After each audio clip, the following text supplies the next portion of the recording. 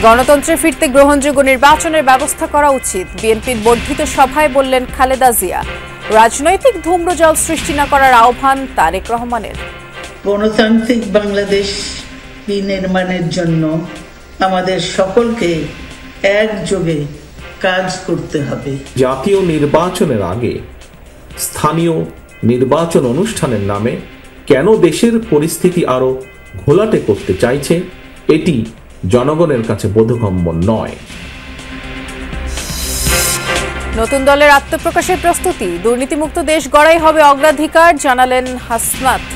রাজনীতির মাঠ হবে চ্যালেঞ্জিং মনে করছেন অভিজ্ঞরা।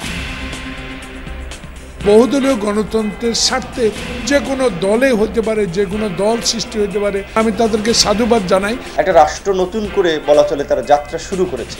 আন্দোলনকে কেন্দ্র করে আন্দোলনের নেতৃবৃন্দের দ্বারা একটি রাজনৈতিক দল তৈরি হওয়াটা প্রত্যাশিত। র্যাবের অভিযানে চট্টগ্রামে শিশু চোর চক্রের হোতা গ্রেফতার, এক শিশু উদ্ধার। দরদাম করে ক্রেতার পছন্দ মতো কাজে নামতো দুলাল নামের ওই ব্যক্তি। গণতান্ত্রিক বাংলাদেশ বিনির্মাণে জনগণকে সর্বশক্তি নিয়োগের আহ্বান জানিয়েছেন বিএনপি চেয়ারপারসন খালেদা জিয়া। তিনি বলেছেন, গণ অভ্যুত্থানের অর্জন নস্যাতে ফ্যাসিস্টদের দোসর ও বাংলাদেশের শত্রুরা ষড়যন্ত্র করছে। দলের বর্ধিত সভায় ভিডিও বার্তায় তিনি বলেছেন, ফ্যাসিস্ট সরকার বিদায় নিলেও দেশ সংকটকাল অতিক্রম করছে। প্রতিশোধ, প্রতিহিংসা ভুলে বাসযোগ্য উন্নত বাংলাদেশ গড়তে ছাত্র জনতার প্রতি আহ্বান জানান খালেদা জিয়া। ২৮ বছর পর দলের বর্ধিত সভা। বিগত দিনে এমন বৃহৎ কোনো সাংগঠনিক কর্মকাণ্ড বিএনপি চেয়ারপারসন খালেদা জিয়ার অনুপস্থিতিতে হয়েছে তার নজির নেই। অসুস্থতার কারণে যুক্তরাষ্ট্রে চিকিৎসাধীন খালেদা জিয়া অনেকটা চমকে দিলেন তৃণমূল থেকে কেন্দ্রের প্রায় ৪,০০০ নেতাকর্মীকে। আমি চিকিৎসার কারণে যুক্তরাজ্যে অবস্থান করলেও আমি সব সময় আপনাদের পাশেই আছি। পরিবর্তিত পরিস্থিতিতে বিএনপির বর্ধিত সভায় প্রধান অতিথি হিসেবে ভিডিও বক্তব্য দিলেন খালেদা জিয়া। শুরুতেই নির্যাতন নিপীড়নের শিকার নেতাকর্মীদের প্রতি কৃতজ্ঞতা এবং ফ্যাসিস্ট মুক্ত বাংলাদেশে একত্রিত হতে পারায় স্রষ্টার কাছে জানান শুকরিয়া। শাসকদের নির্মম ভয়াবহ দমন নীতির কারণে গণহত্যায় যারা শহীদ হয়েছেন তাদের প্রতি আমি শ্রদ্ধা জানাচ্ছি। বিএনপি চেয়ারপারসন বলেন, রাষ্ট্র মেরামতের ন্যূনতম সংস্কার করে ফিরতে হবে গণতান্ত্রিক ব্যবস্থায়। দেশ আজ এক সংকটময় সময় অতিক্রম করছে। অন্তর্বর্তীকালীন সরকার গঠিত হয়েছে। তাদের কাছে জনগণের প্রত্যাশা, রাষ্ট্র মেরামতের ন্যূনতম সংস্কার দ্রুত সম্পন্ন করে গণতান্ত্রিক ব্যবস্থায় ফিরে যাওয়ার জন্য সকলের কাছে গ্রহণযোগ্য একটি নির্বাচন অনুষ্ঠান সম্পন্ন করা। ফ্যাসিস্ট ও তাদের দোসররা গণ অভ্যুত্থানে প্রাপ্ত অর্জন নস্যাতের চক্রান্ত করছে বলেও জানান বিএনপি চেয়ারপারসন। তরুণ সমাজ আজ এক ইতিবাচক গণতান্ত্রিক পরিবর্তনের জন্য উন্মুখ হয়ে আছে। ক্ষুদ্র ক্ষুদ্র সংকীর্ণতা ভুলে দেশ ও জাতির বৃহত্তর স্বার্থে আমাদের কাজ করতে হবে। এমন কোনো কাজ করবেন না যাতে আপনাদের এতদিনকার সংগ্রাম, আত্মত্যাগ বিফলে যায়। নেতাকর্মী থেকে শুরু করে ছাত্র জনতা সবার প্রতি আহ্বান জানান প্রতিহিংসা, প্রতিশোধ ভুলে বাসযোগ্য উন্নত আধুনিক বাংলাদেশ গড়ে তোলার। ছাত্র, যুবক সহ দেশবাসীর কাছে আহ্বান রাখতে চাই, আসুন প্রতিহিংসা, প্রতিশোধ নয়, পারস্পরিক ভালোবাসা ও ভ্রাতৃত্বের মাধ্যমে আমরা সকলে মিলে আমাদের প্রিয় মাতৃভূমিকে, বাংলাদেশকে সত্যিকার অর্থেই একটি বাসযোগ্য উন্নত ও গণতান্ত্রিক রাষ্ট্রে পরিণত করি। দলের নেতাদের নির্দেশ দেন, জনগণকে সম্পৃক্ত করে বিএনপিকে আন্দোলন সংগ্রাম ও রাষ্ট্র পরিচালনার জন্য ঐক্যবদ্ধ করার। এত ত্যাগের বিনিময়ে প্রাপ্ত এ অর্জনকে সুসংগত এবং ঐক্যকে আরো বেগবান করি। সাইফুদ্দিন রবিন, যমুনা নিউজ, ঢাকা। নতুন রাজনৈতিক দলের প্রথম অগ্রাধিকার হবে দুর্নীতিমুক্ত দেশ গড়া। আত্মপ্রকাশের শেষ মুহূর্তে যমুনা নিউজকে বৈষম্য বিরোধী ছাত্র আন্দোলনের আহ্বায়ক হাসনাত আবদুল্লাহ বলেছেন, নতুন বাংলাদেশ গড়বে নতুন এ দল। ৭১-এর পর যে বাংলাদেশ এখনো মানুষ পায়নি। নাগরিকের অধিকার নিশ্চিত হবে, কেউ আর প্রজা থাকবে না। আগামীকালের আত্মপ্রকাশ আয়োজনের প্রস্তুতি জানিয়েছেন তিনি। বলেছেন, নাগরিক সমাজ, বিশ্ববিদ্যালয়ের শিক্ষক, শহীদ ও আহত পরিবারের উল্লেখযোগ্য সদস্যদের দাওয়াত দেওয়া হয়েছে। যোগ দেবে বিদেশে থাকা অবস্থায় আন্দোলনে অংশ নেওয়া প্রবাসীরা। ফ্যাসিবাদ বিরোধী সবগুলো রাজনৈতিক দলকে দাওয়াত দেওয়া হচ্ছে বলেও জানিয়েছেন তিনি। এছাড়াও আন্দোলনে অংশ নেওয়া সব পক্ষই থাকবে আত্মপ্রকাশ অনুষ্ঠানে। রাজধানীর মানিক মিয়া এভিনিউয়ে ব্যারিকেড সহ স্টেজ প্রস্তুতির কাজ চলছে। ছাত্রদের এই জমায়েতে medical team, washroom, police booth, পানির ব্যবস্থা থাকবে। একই সাথে ব্যাকস্টেজে মেয়েদের জন্য আলাদা বুথের ব্যবস্থাও থাকবে। ভিআইপিদের জন্য বিশেষ ব্যবস্থা করা হয়েছে। সন্ধ্যা থেকে পুরোদমে কাজ শুরু হবে। আগামীকাল বেলা ৩টায় জাতীয় সংসদ ভবন প্রাঙ্গণে নতুন দলের আত্মপ্রকাশ ঘটবে। দুর্নীতিমুক্ত বাংলাদেশ, এইটা তো প্রথম এবং প্রধান ব্যারিয়ার। এই ব্যারিয়ার উঠছে তো আমরা উঠতে অবশ্যই চাই। প্রজা মনস্তত্ব থেকে মানুষের মুক্তি ঘটবে এবং মানুষের যে রাষ্ট্রের যেই নাগরিকের সাথে যে কমিটমেন্ট আছে, যেই একটা চুক্তি আছে, এবং মানুষ যে রাষ্ট্র থেকে যে ধরনের অধিকারগুলো পায় সেই অধিকারগুলো সুনিশ্চিত করা হবে। সিভিল সোসাইটিকে, বিশ্ববিদ্যালয়ের শিক্ষক, শহীদ এবং আহত পরিবারের একটা উল্লেখযোগ্য সংখ্যক মানুষকে আগামীকাল আমরা দাওয়াত দিচ্ছে, জানানোর চেষ্টা করছে, পৌঁছাচ্ছে আপনাদের কাছে। ছাত্রদের আসন্ন দলকে স্বাগত জানাচ্ছে অন্যান্য রাজনৈতিক দলগুলো। প্রত্যাশা, অভ্যুত্থানে নেতৃত্ব দেওয়া ছাত্ররা বিভাজনের রাজনীতি করবে না, বরং জাতীয় ঐক্য অটুট রাখবে। নতুন ধারার রাজনীতির মাধ্যমে ভূমিকা রাখবে আগামীর বাংলাদেশ বিনির্মাণে। তবে নবীন এই দলকে বেশ কিছু চ্যালেঞ্জের মুখে পড়তে হবে বলেই মনে করেন রাজনীতিতে অভিজ্ঞরা। বিস্তারিত জানাচ্ছেন সহকর্মী ফয়সাল মাহমুদ। জুলাই বিপ্লবের নেতৃত্বদানকারী প্ল্যাটফর্ম বৈষম্য বিরোধী ছাত্র আন্দোলন ও জাতীয় নাগরিক কমিটির উদ্যোগে আত্মপ্রকাশ হতে যাচ্ছে নতুন রাজনৈতিক দলের। শুক্রবার বিকেলে রাজধানীর মানিক মিয়া এভিনিউয়ে নতুন দলের আনুষ্ঠানিক ঘোষণা আসবে। নতুন রাজনৈতিক বন্দোবস্তের স্লোগানে আসা দলটি নিয়ে কী ভাবছে বাদবাকি রাজনৈতিক দলগুলো। নতুনদের সঙ্গে পুরনোদের মতভেদ কিংবা আদর্শগত পার্থক্য এখনো স্পষ্ট নয় বলে মনে করেন রাজনীতিবিদরা। তবে ছাত্রদের নতুন দলকে স্বাগতই জানাচ্ছেন তারা।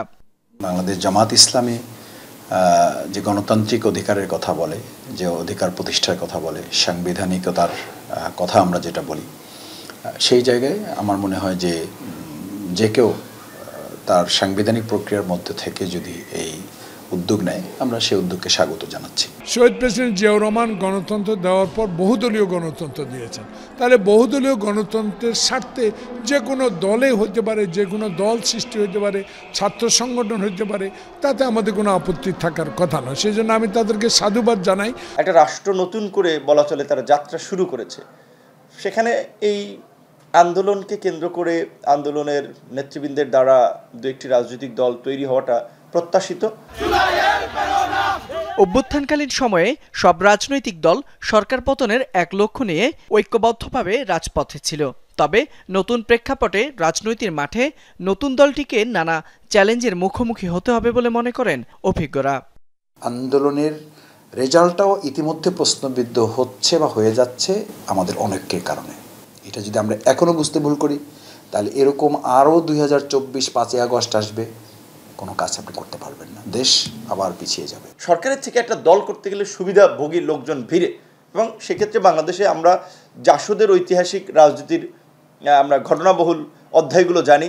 সেক্ষেত্রে এখানে দেখা যায় এখন ক্ষমতার স্বাদ নিতে অনেকে ভিড়তে পারে, বাট এই যেমন আমাদের মতো যদি 7-8 বছর দুঃসময়ে, প্রতিকূল সময়ে এই দল পড়ে, তখন বোঝা যাবে যে তারা চ্যালেঞ্জ মোকাবেলায় কতটুকু পরিপক্ক কিংবা কতটুকু দক্ষ। আমরা দেশের সাথে কাজ করেছি, সরকারে ছিলাম, সময় আমরা বিরোধী দলও ছিলাম, আমরা আমাদের দায়িত্ব পালন করেছি। আমরা আশা করব তারা নতুন দল করুক, যাই করুক, তারা দেশের জনগণের কথা চিন্তা করে রাজনীতি করবেন।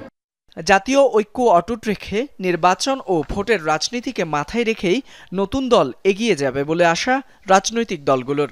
ন্যাশনাল ইউনিটিটাকে আমাদের সব জায়গা থেকে সবাইকে আওয়াজ তুলতে হবে যে দেশের প্রশ্নে আমরা এক থাকবো। ফয়সাল মাহমুদ, যমুনা নিউজ, ঢাকা। ঐক্য এবং জাতীয় নির্বাচনে পরিবেশ বিনষ্টের অপচেষ্টা চলছে বলে অভিযোগ করেছেন বিএনপির ভারপ্রাপ্ত চেয়ারম্যান তারেক রহমান। তিনি বলেছেন, জাতীয় নির্বাচন নিয়ে কোনো উপদেষ্টার বিভ্রান্তিমূলক বক্তব্য জনমনে হতাশা, সন্দেহ সৃষ্টি করেছে। বর্ধিত সভায় তারেক রহমান নতুন দলকে স্বাগত জানিয়ে বলেছেন, নির্বাচনের মাধ্যমে গ্রহণ বর্জনের সিদ্ধান্ত নেবে জনগণই। নেই ধরপাকড় কিংবা গ্রেফতার আতঙ্ক। পরিবর্তিত রাজনৈতিক পরিস্থিতিতে দলের প্রথম বর্ধিত সভা বেলা 11টায় নিশ্চিন্তে নির্ভয়ে শুরু হয় বিএনপির এই সাংগঠনিক কার্যক্রম, যার শুরুতে 1 মিনিট নীরবতা পালন করা হয় বিগত আন্দোলন আর জুলাই গণ অভ্যুত্থানে নিহতদের স্মরণে। বিএনপির সিনিয়র যুগ্ম মহাসচিব রিজভী আহমেদ পাঠ করেন শোক প্রস্তাব। বাংলাদেশের রাজনীতিতে ন্যায়, নিষ্ঠা, সততা এবং দেশপ্রেমে এক অনন্য ক্ষণজন্ম পুরুষ বীর মুক্তিযোদ্ধা জিয়াউর রহমান। স্বাগত বক্তব্যে বিএনপি মহাসচিব নির্বাচনের সুস্পষ্ট ঘোষণার দাবি জানান। তিনি বলেন, গণতান্ত্রিক প্রক্রিয়াকে বাধাগ্রস্ত করার অপচেষ্টা চলছে। সেই গণতন্ত্রকে বিঘ্নিত করার জন্য, তাকে বাধা প্রদান করার জন্য আজকে একটি গোষ্ঠী, একটি মহল বিভিন্নভাবে চক্রান্ত শুরু করেছে। ফ্যাসিস্ট শেখ হাসিনা বিদেশে গিয়ে তিনি সেই চেষ্টা করছেন এবং বাইরে থেকেও চেষ্টা করা হচ্ছে। একই সঙ্গে দেশের অভ্যন্তরীণ অবস্থায় কিছু কিছু ব্যক্তি গোষ্ঠী তারা ভুল ব্যাখ্যা দিয়ে জনগণকে বিভ্রান্ত করার চেষ্টা করছে। উদ্বোধনী বক্তব্যে নেতাকর্মীদের নির্দেশনা দেন বিএনপির ভারপ্রাপ্ত চেয়ারম্যান। বলেন, সংস্কার ও স্থানীয় নির্বাচন নিয়ে ধূম্রজাল তৈরি করা হচ্ছে। স্থানীয় নির্বাচন অনুষ্ঠিত হলে সেটি হবে সারা দেশে পলাতক স্বৈরাচারের দোসরদের পুনর্বাসনের একটি প্রক্রিয়া, যা সরাসরি গণ অভ্যুত্থান আকাঙ্ক্ষা বিরোধী। গণহত্যাকারী, টাকা পাচারকারী, দুর্নীতিবাজ মাফিয়া চক্রকে পুনর্বাসন প্রক্রিয়ার এই ফাঁদে বিএনপি পা দেবে না, বিএনপি পা দিতে পারে না। অবিলম্বে আগামী দিনগুলোর জন্য অন্তর্বর্তীকালীন সরকারের সুনির্দিষ্ট কর্মপরিকল্পনার রোডম্যাপ ঘোষণা করুন। তারেক রহমান বলেন, অবাধ নির্বাচনের জন্য অন্তর্বর্তী সরকারের নিরপেক্ষতা নিয়ে সন্দেহ সৃষ্টি হচ্ছে। এ সময় স্বাগত জানান নতুন দল গঠনকে। বহুদলীয় গণতন্ত্রে বিশ্বাসী বিএনপি সকল নতুন রাজনৈতিক দল ও সংগঠনকে স্বাগত জানায়। তবে নির্বাচনের মাধ্যমে গ্রহণ কিংবা বর্জনের চূড়ান্ত সিদ্ধান্ত জানাবে জনগণ। সুতরাং প্রতিটি দলের অংশগ্রহণ একটি অবাধ ও সুষ্ঠু নির্বাচন, জাতীয় নির্বাচন অনুষ্ঠানের লক্ষ্যে সবার আগে নির্বাচন কমিশনকে প্রস্তুত রাখতে হবে। দলীয় শৃঙ্খলা ভঙ্গ করলে কঠোর ব্যবস্থার হুঁশিয়ারি দিয়ে তারেক রহমান বলেন, গণতন্ত্র বিপন্ন হলে বিএনপির স্বার্থও বিপন্ন হবে। কাউন্সিল কিংবা নির্বাহী কমিটির সভা নয়, এটি বর্ধিত সভা। দীর্ঘ 28 বছরের বিরতি শেষে বিএনপির এই বর্ধিত সভা হচ্ছে পরিবর্তিত পরিস্থিতিতে। তবুও এই সভায় স্পষ্ট হয়েছে আগামী বেশ কিছু চ্যালেঞ্জ। নির্বাচন, আন্দোলনের প্রস্তুতি কিংবা নিজেদের ঐক্য আর শৃঙ্খলা অটুট রাখার বিষয়ে একাত্মতা পোষণ করেছেন সর্বস্তরের নেতাকর্মী। সেই সঙ্গে এই বর্ধিত সভার মধ্য দিয়ে স্পষ্ট হয়েছে আরও একবার বিএনপির ভারপ্রাপ্ত চেয়ারম্যান তারেক রহমানের নেতৃত্ব। সাইফুদ্দিন রবিন, যমুনা নিউজ, ঢাকা। রাজনৈতিক অস্থিতিশীলতা ও অনিশ্চয়তা বিনিয়োগ ও প্রবৃদ্ধির ক্ষেত্রে বাংলাদেশের জন্য সমস্যা সৃষ্টি করছে বলে মন্তব্য করেছেন ঢাকায় দক্ষিণ কোরিয়ার রাষ্ট্রদূত পার্ক ইয়াং-সিক। বৃহস্পতিবার ঢাকা ক্লাবে ওভারসিজ করেসপন্ডেন্টস অ্যাসোসিয়েশন বাংলাদেশ আয়োজিত মিট দ্য ওকাব অনুষ্ঠানে রাষ্ট্রদূত বলেছেন, অন্তর্বর্তীকালীন সরকারের পরিস্থিতি পর্যবেক্ষণ করছে দক্ষিণ কোরিয়ার বিনিয়োগকারীরা। গভর্নেন্স, ট্রান্সপারেন্সি, অ্যাকাউন্টেবিলিটি, সুশাসন, স্বচ্ছতা ও জবাবদিহিতা নিশ্চিত যে কোনো রাষ্ট্রের জন্য জরুরি। আমরা দেখছি অন্তর্বর্তী সরকার বিষয়গুলো নিয়ে কাজ করছে। এছাড়া কোরিয়ান বিনিয়োগকারীরা বাংলাদেশের পরিস্থিতি পর্যবেক্ষণ করছে। স্থিতিশীল পরিস্থিতি তৈরি হলে অনেকেই এখানে বিনিয়োগে আগ্রহী। ক্রেতার পছন্দ মতো শিশু চুরি করেন দুলাল মিয়া। ইমোর মাধ্যমে ছবি পাঠান, পছন্দ হলে দরদাম করেন এবং তার স্ত্রীও এই একই কাজে জড়িত। চট্টগ্রামে 3 দিন আগে চুরি যাওয়া এক শিশুকে উদ্ধার এবং চোর দুলাল ও ক্রেতাকে গ্রেফতার করেছে র্যাব। শিশুটিকে বিক্রি করা হয়েছিল 1 লাখ টাকায়। গেল ১৯ ফেব্রুয়ারি চট্টগ্রামের বাকলিয়া বসুর কলোনি থেকে ১ বছর ৩ মাস বয়সী শিশু রাব্বিকে চুরি করে নিয়ে যাওয়ার চিত্র ধরা পড়ে সিসি ক্যামেরায়। মা ফাতেমা আক্তার বাথরুমে ছিলেন। এ সুযোগে তার ছেলেকে নিয়ে সটকে পড়েন ২ থেকে ৩ দিন আগে পরিচয় হওয়া দুলাল মিয়া। বাকলিয়া থানায় মামলার পর মাঠে নামে র‍্যাব ৭। এক পর্যায়ে কিশোরগঞ্জ সদর থেকে ধরা পড়েন দুলাল। তার দেয়া তথ্যের ভিত্তিতে ব্রাহ্মণবাড়িয়ার সরাইল থেকে শিশুটিকে উদ্ধার এবং শিশুটিকে কেনা প্রবাসী মোর্শেদকে গ্রেফতার করা হয়। র‍্যাবের দাবি, পেশাদার চোর দুলাল ক্রেতা তথা নিঃসন্তান দম্পতিদের পছন্দ ও চাহিদা মতো শিশু চুরি করেন। সে বিভিন্ন সময় রেল স্টেশন, মেডিকেল কলেজ এই ধরনের যেখানে বাচ্চাদের আনাগোনা বেশি সেসব এলাকায় ঘোরাফেরা করে। ইমোর মাধ্যমে তাদের যে বিভিন্ন ক্লায়েন্ট আছে তাদের সাথে সে ছবি আদান প্রদান করে এবং সেই ছবি যদি কোনো ক্লায়েন্টের পছন্দ হয় সেই বাচ্চাটিকে তারা চুরি অথবা অপহরণ করে যে চাহিদা করে তার নিকট বিক্রি করে দেয়। চুরি করা শিশুটিকে ১ লাখ টাকায় কিনেছিলেন প্রবাসী মোর্শেদ। মোর্শেদ মিয়াকে জিজ্ঞাসাবাদে আমরা যেটা জানতে পারিছি যে তিনি ১৭ বছর সৌদি প্রবাসী হিসাবে ছিলেন।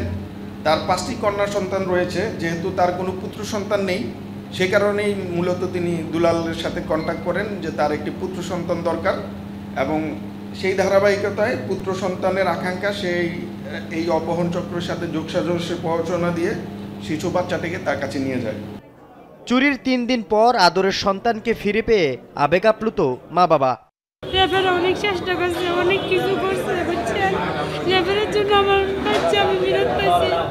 আমার জীবনও আপনি গেল রাস্তার পাগলে দিলাম। ১ সপ্তাহ এরকম ছিল না। আমি র্যাবের কাছে যখন আসছি ৩ দিনের মধ্যে র্যাব আমার বাচ্চাকে উদ্ধার করে দিয়েছে। সম্প্রতি ভৈরবে সারা নামে একটি শিশু চুরির ঘটনায় দুলালের স্ত্রীও গ্রেফতার হয়ে কারাগারে আছেন। আল আমিন শিকদার, যমুনা নিউজ, চট্টগ্রাম। এক দফা দাবিতে প্রধান উপদেষ্টার কার্যালয়ের সামনে অবস্থানরত জুলাই আন্দোলনে আহতদের সরিয়ে নিয়েছে আইন শৃঙ্খলা বাহিনীর সদস্যরা। বুধবার সকাল ৯টা থেকে টানা প্রায় ৩০ ঘণ্টা ধরে অবস্থান কর্মসূচি পালন করে আসছিলেন তারা। বিকেলে তাদের সেখান থেকে সরিয়ে দেওয়া হয়। শুরুতে আহতদের চিকিৎসা ও পুনর্বাসনের দাবি জানানো হলেও পরে তারা এক দফা দাবি জানান এবং তাদের এক দফা দাবি হলো ৩টি ক্যাটাগরির পরিবর্তে জুলাই আন্দোলনে আহতদের জন্য 2টি ক্যাটাগরি নির্ধারণ করতে হবে। আন্দোলনে আহত প্রায় ১৩,৮৪৮ জনের নাম তালিকাভুক্ত করেছে স্বাস্থ্য মন্ত্রণালয়।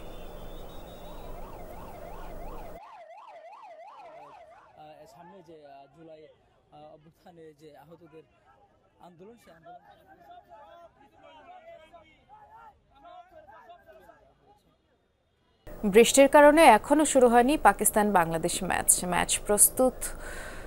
মাঠ প্রস্তুত না থাকায় টসও করতে পারেনি দুই দলের অধিনায়ক এবং এই ম্যাচটি আমাদের সহকর্মী আফনান পিয়াল কভার করছেন। রাওয়ালপিন্ডিতে আছেন তিনি। দেখে আসতে চাই কি আপডেট আছে পিয়ালের কাছে। কি অবস্থা দেখছেন পিয়াল? আবহাওয়ার সবশেষ অবস্থা কি? বৃষ্টি এখনো হচ্ছে কিনা? পাকিস্তানের রাওয়ালপিন্ডিতে এবং প্রচন্ড রকমের বৃষ্টি হচ্ছে। মুষলধারে যে বৃষ্টির কথা আমরা বই পুস্তকে পড়েছি ছোটবেলা থেকে, তেমন বৃষ্টি হচ্ছে। এবং যদি আপাত দৃষ্টিতে আমার চোখে আমি যা দেখেছি সেটা যদি শুনতে চান, তাহলে আমি এই ম্যাচ হওয়ার সম্ভাবনা আর দেখছি না।